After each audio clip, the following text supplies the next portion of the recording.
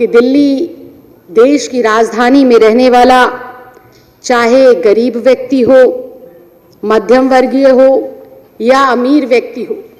हर कोई इससे दो चार हो रहा है, क्योंकि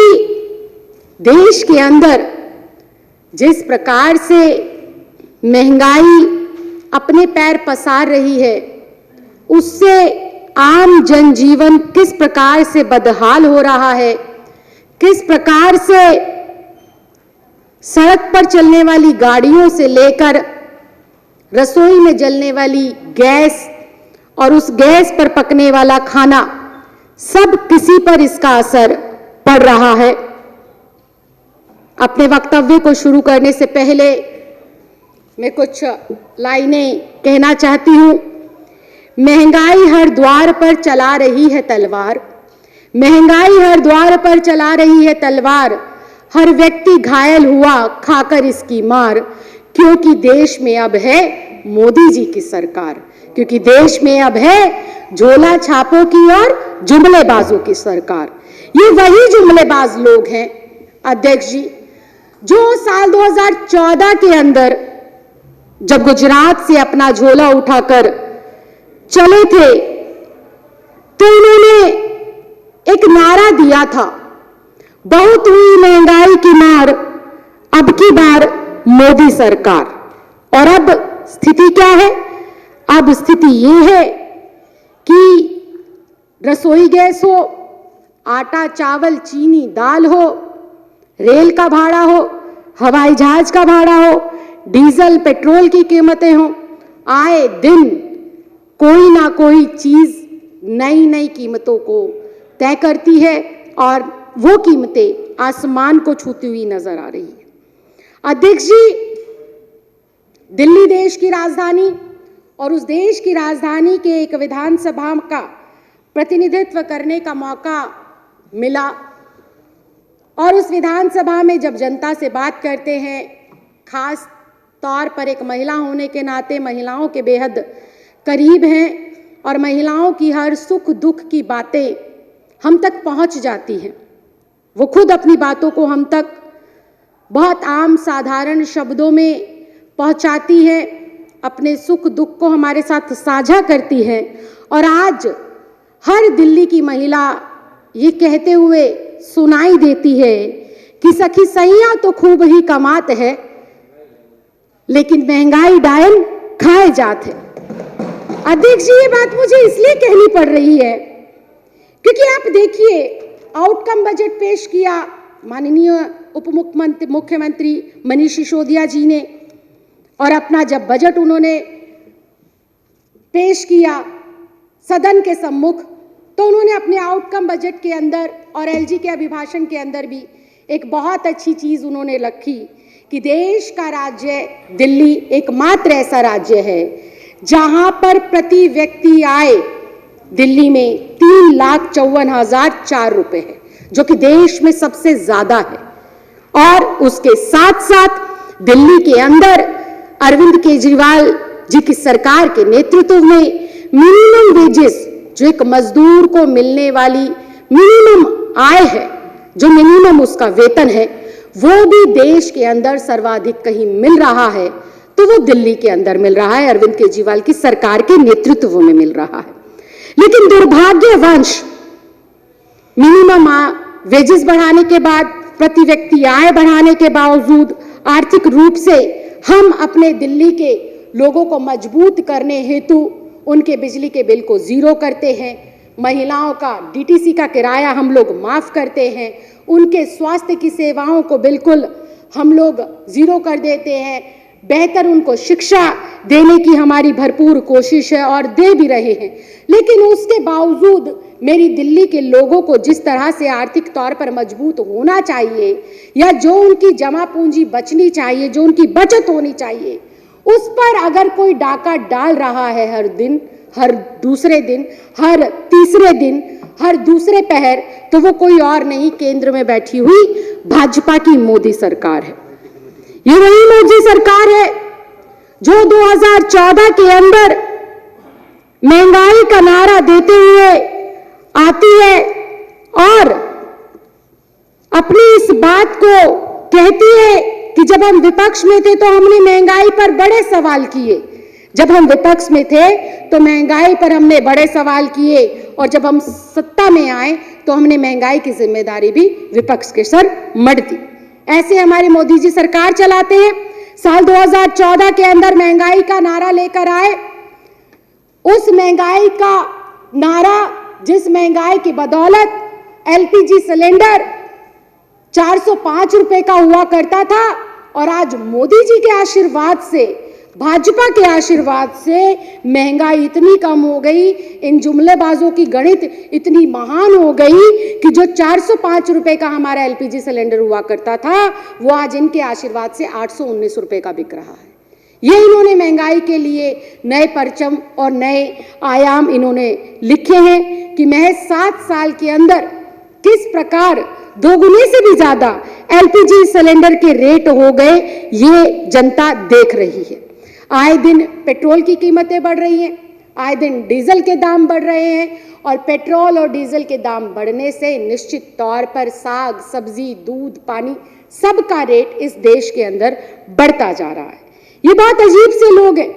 2014 के अंदर महंगाई के नारे पर सत्ता में आकर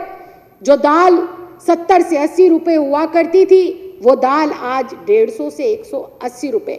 की बिक रही है, और हर एक महिला, हर एक गृहिणी के रसोई का जो गणित है, जो हिसाब किताब है, वो इनके इन हरकतों की वजह से या इनके इस फेलियर की वजह से, इनके इस निकम्मेपन की वजह से बिल्कुल खराब होता जा रहा है। चाहे वो तेल की कीमतें हो, जो तेल 90 से 100 रुपए लीटर मिलता था, आज वो 150 से 200 रुपए लीटर मिल रहा है।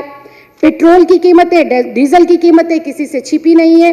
आसमान को छू रही है। अध्यक्ष जी, आप और हम जब जनता के बीच में जाते हैं और आम साधारण लोगों से बात करते हैं, जो बहुत निचला तबका होता है, उनसे पूछते हैं क्या हालचाल है, कैसा चल रहा है, तो वो कहते हैं चल रही है दाल रोटी, आशीर्वाद है भगवान का। लेकिन आज वो दाल रोटी प्याज भी गरीब जनता की थाली से गायब होती जा रही है, सिर्फ और सिर्फ इन भाजपा वालों के आशीर्वाद से, क्योंकि इनकी जो गलत नीतियां हैं, कुनीतियां हैं, उनकी वजह से आप देखेंगे महंगाई अपनी चरम सीमा पर है, और आखिरी पंक्ति में खड़े होने वाला व्यक्ति, आखिरी पंक्ति में रहने वाले लोग अपनी 2 वक्त की रोटी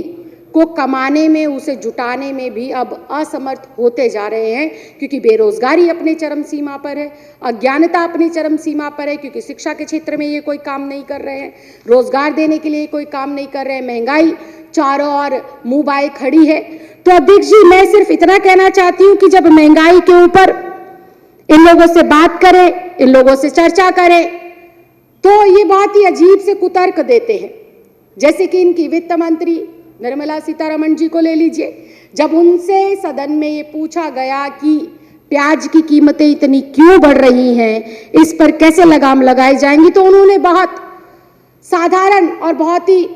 बिना सोचे समझे इस बात का जवाब दिया कि मेरे घर में तो प्याज का उपयोग ही नहीं होता, तो मुझे पता ही नहीं कि प्याज की कीमतें क्या आसमान छू रही हैं, या ज्यादा हैं या कम है। उसी कड़ी में जब इनके पेट्रोलियम मंत्री जी से पूछा जाता है कि रसोई गैस की कीमतें, डीजल की कीमतें, पेट्रोल की कीमतें क्यों बढ़ रही हैं, इस पर सरकार का क्या फैसला है, सरकार की इस पर क्या रणनीति है, तो उनके भी बहुत अजीब और गरीब बयान होते हैं कि सर्दियों की वजह से मांग ज्यादा है, खपत ज्यादा है, इसलिए महंगाई बढ़ रही है। अध्यक्ष जी,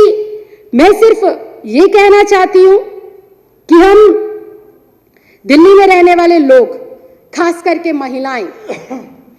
दिल्ली की सरकार की नीतियों से, सफल योजनाओं से जो हमारे महीने का बजट बनता है, वो पहले सुचारू रूप से हमें कहीं और लगाने में मदद करता था, लेकिन जिस दिन से ये महंगाई बढ़ती जा रही है, हम लोगों को और जनता को 2 वक्त की रोटी भी मुश्किल से नहीं मिल पा रही है। चाहे रेल का किराया हो, रेल पर घर से रेलवे स्टेशन जाने का 20 रुपए का भाड़ा होता है, और रेलवे स्टेशन से अंदर प्लेटफॉर्म के अंदर जाने का इन्होंने वेटिंग चार्ज 50 रुपए कर दिया है। इनकी नीतियां बहुत ही अजीबो गरीब है। इनका जो है सरकार चलाने का तौर तरीका बेहद ही अजीबो अंदाज में है। और मैं सिर्फ 2 लाइनें कहूंगी अध्यक्ष जी, क्योंकि बहुत कुछ कहना है और बहुत मेरे साथी भी अभी इस पर अपनी बात रखेंगे कि हम जिस पृष्ठभूमि से उठते हैं, जहां से हम लोग आते हैं, कम से कम जब हम सत्ता में आ जाए या एक ऊंचे पद पर पहुंच जाए तो कम से कम हमें उस वर्ग का ध्यान रखना चाहिए। उस वर्ग को ध्यान में रखते हुए, उस समुदाय को ध्यान में रखते हुए हमें अपनी पॉलिसी का निर्माण करना चाहिए। इसका प्रमाण पिछले 6 सालों से अरविंद केजरीवाल जी की सरकार दे रही है, क्योंकि यहां बैठे हुए लगभग आधे से ज्यादा विधायक गरीब तबके के परिवारों से आते हैं। ऐसे परिवारों से आते हैं जिन्होंने संघर्ष किया है और जिन्होंने शिक्षा का अभाव भी देखा है, जिन्होंने बिगड़ती हुई स्वास्थ्य सेवाओं में को भी देखा है और जिन्होंने जो सरकारें हैं उनके बहुत ही बुरे रवैये को भी देखा। और उन्होंने जब वो सरकार में आए तो उन तमाम कमियों को, उन तमाम गलत नीतियों को खत्म करते हुए एक ऐसा विश्वास जनता को देने की कोशिश करी कि हम आप लोगों के बीच में से ही हैं। तो हमें पता है सरकारी संस्थानों की सेवाओं का दुरुस्त होना कितना जरूरी है। तो मैं इसी बात को बताते हुए कि हम जिन समुदाय से आते हैं, जिस व्यवस्था से हम आते हैं, हमें उनका ख्याल रखना चाहिए। अब इस देश के प्रधानमंत्री जी चाय बनाते थे, चाय बेचते थे, वो चाय बेचते बेचते इस देश के प्रधानमंत्री बन गए, लेकिन उन्होंने पिछले 6 सालों के अंदर इस चाय का स्वाद भी बेस्वाद कर दिया, क्योंकि चाय में चीनी की आवश्यकता होती है। चीनी जो साल 2014-15 के अंदर 20 से लेकर 25 रुपए किलो मिलती थी, आज वही चीनी 45 से लेकर 50 रुपए किलो मिल रही है। उसके साथ साथ चाय को बनाने के लिए दूध की भी बेहद आवश्यकता होती है। तो जो दूध 6 से 7 साल पहले 40 से 45 रुपए किलो मिला करता था, वही दूध आज 55 से 60 रुपए किलो पहुंच रहा है। तो इन्होंने तो चाय वालों को भी नहीं बख्शा, अपने प्रोफेशन और अपने व्यवसाय, अपने समुदाय को भी नहीं बख्शा। तो ऐसी सरकारों को अस्तित्व में रहने की कोई जरूरत नहीं है जो आम लोगों की थाली से उनके भोजन को हटा दे, जो उनकी जरूरतों के सामान को उनकी पहुंच से दूर कर दे। और अंत में, चूंकि आपकी ओर से समय का इशारा बार बार हो रहा है, तो मैं सिर्फ इन असफल राजनेताओं को और सरकारों में बैठे हुए लोगों को सिर्फ यही कहना चाहती हूं कि गुजरात में से जो 2 जुमलेबाज अपना झोला उठाकर साल 2014 के अंदर इस नारे को लेकर आए थे कि बहुत हुई महंगाई की मार, अब की बार मोदी सरकार, तो आज इस देश की जनता की ओर से, दिल्ली की जनता की ओर से और अपने विधानसभा की क्षेत्र की विशेष तौर पर महिलाओं की ओर से मैं अपनी विधानसभा में आपके समक्ष इस बात को कहना चाहती हूं कि अब मोदी जी, बहुत हुई महंगाई की मार, अब आप कुर्सी छोड़ दीजिए मोदी सरकार, क्योंकि अब जनता आपकी तमाम नीतियों से,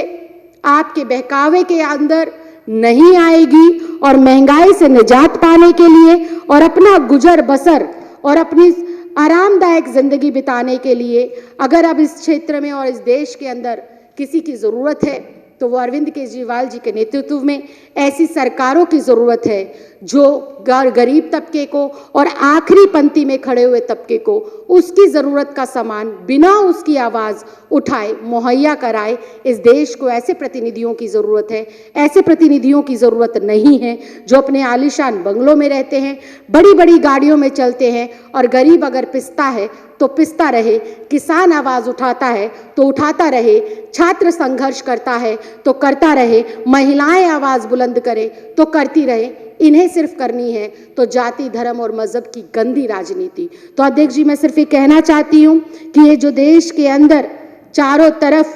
पसार रही है महंगाई, अपनी